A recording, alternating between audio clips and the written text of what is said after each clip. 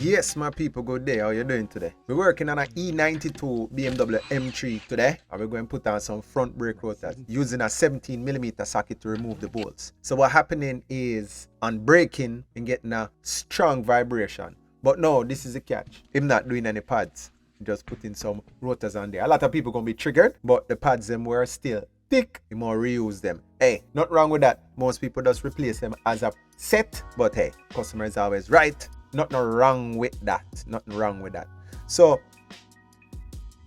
this process here now, I use my Milwaukee 1/2 inch. I think it's 18mm with the sockets in at the back just to break them loose. This is how I work. Some people just take them all the way out, but I just break them loose and then I just use my ratchet and just run them out the rest of the way. I'm just pushing back the pistons a little bit just to clear the lip on the brake rotor because the whole caliper wouldn't come off, and then I use the metal hooks to support the caliper in the back and just hang it from the coil springs. Now these rotors are secured on there by Allens, so it uses 2 Allens. So I'm using the impact driver now to break them kind of loose, so therefore we can get the rotor off. So this is the procedure.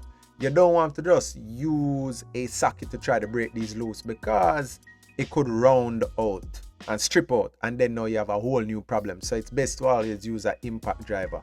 Now after I get them out, I just put 1 bolt in there just to kind of hold it so you know drop off, and just tap it with the hammer a little bit. Then clean up the surface real nice. So I'm using this wire brush in combination with my scraper just to get all of the little imperfections off of there. You want it to sit on there kind of flat, you don't want it to be kind of off center because we're chasing a vibration and we don't want to introduce a vibration.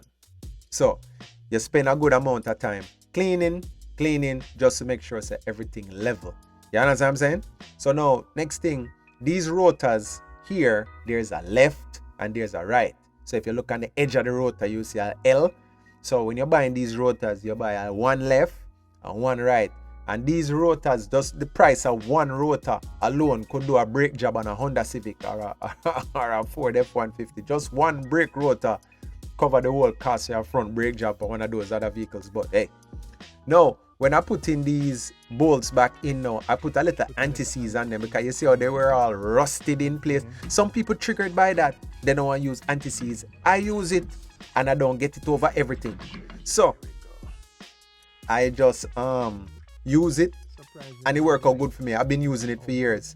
One of the things I was noticing with these brake rotors, the how big them is that them big and them bulky, but them lightweight.